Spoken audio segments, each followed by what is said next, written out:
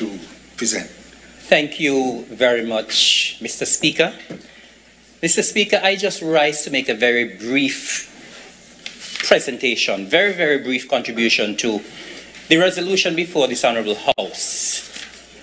I'll be very brief because 6 o'clock is curfew in Nevis and I need to be in the House before 6. And I think you'll need to be in the House before 6 as well, Mr. Speaker. For different reasons. But Mr. Speaker, as I said, I'll be very brief. And I just wanted to bring a little different tone to the debate today. Because I have to say that I've been disappointed with the level of the debate. What I've heard today, Mr. Speaker, is what I've heard at all of the other previous debates. And I'm sure we would recognize that we are living in not so normal times, Mr. Speaker. And so what should have been happening here today should have been a little different. We came here with a resolution to extend the state of emergency. And of course, we all know why we need to extend the state of emergency, because of what is happening in the Federation of St. Kitts and Nevis regarding the pandemic. Mr. Speaker, I think all of us recognize, those of us on the government side, those on the opposition benches, we all recognize, Mr. Speaker, what has been happening, especially the past couple of weeks. And that is why I say we are not living in normal times. We have seen what is happening in terms of the COVID-19 pandemic. Unfortunately, we have seen 3 deaths. And so we all recognize the magnitude of the situation, Mr. Speaker. And if we recognize the magnitude of the situation, I think it is about time that we as a small nation, small in size, small in population, Mr. Speaker, it is about time that a crisis like this, that a pandemic like this, Mr. Speaker, should encourage us to come together as one. We need to do that.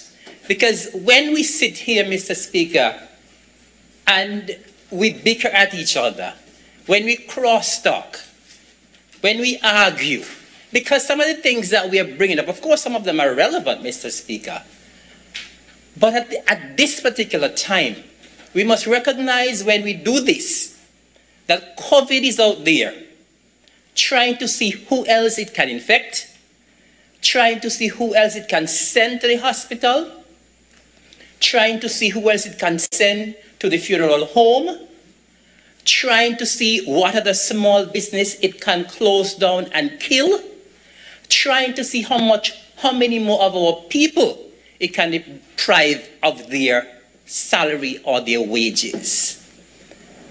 And so, Mr. Speaker, I think it is time. And if this crisis, if this pandemic, if COVID-19 cannot unite our little beautiful federation, our little paradise, I don't think anything else will.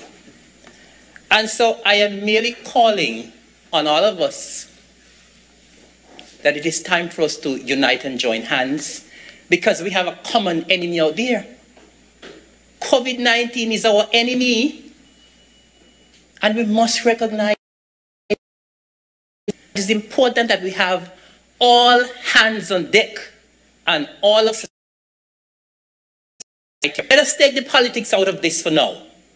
Let us not politicize this, because COVID-19 is not about politicizing anything. It comes to attack everyone, irrespective of which party that you support, irrespective whether you work for the government, whether you work for the private sector. Mr. Speaker, COVID-19 is here to affect all of us. And so it demands all of us attention. And it demands that all of us should pull together no more than ever.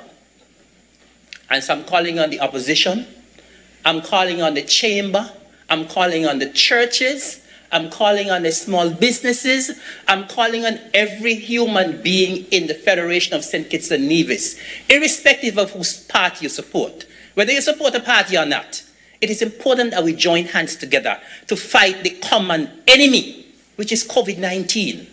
And that has to be our mantra going forward. We have seen 3 persons perish at the hands of COVID. Yesterday, there were 299 active cases. Over 400 cases in the Federation of St. Kitts and Nevis, Mr. Speaker. We do not have the capacity in our health system to deal with this kind of crisis, and we need to come together. And so I am asking all of us, this is not the time for political grandstanding.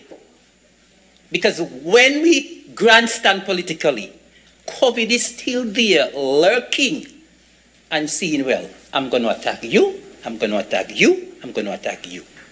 And so all of us have to and fight the enemy. I want, Mr. Speaker, to publicly commend all the persons who have been in this fight. I have to call it a fight because we are fighting an enemy. And so I want to commend all who have been in this fight over the past year. And I think they have done a marvelous job. They have provided human service. And I want to just urge our people in the Federation of St. Kitts and Nevis to kindly show some compassion and support to all who have been leading the charge and leading the fight. The Federal Task Force, the Nevis Task Force, all who have been in the front line. Let us give them our support. Let us give them our support. And I want, Mr. President, the passion that I saw here today from everyone who spoke, both on the government and the opposition sides, I want us to take that passion into fighting COVID-19. Let us take that passion into fighting this enemy. And I want us to fight and defeat the enemy. And I don't think we can do it, Mr. President, if we are divided in terms of what I saw here in the Parliament today. So once again, I'm asking us all to join hands together and let us fight the common enemy. And with these few words, Mr. President, I want to commend this resolution. And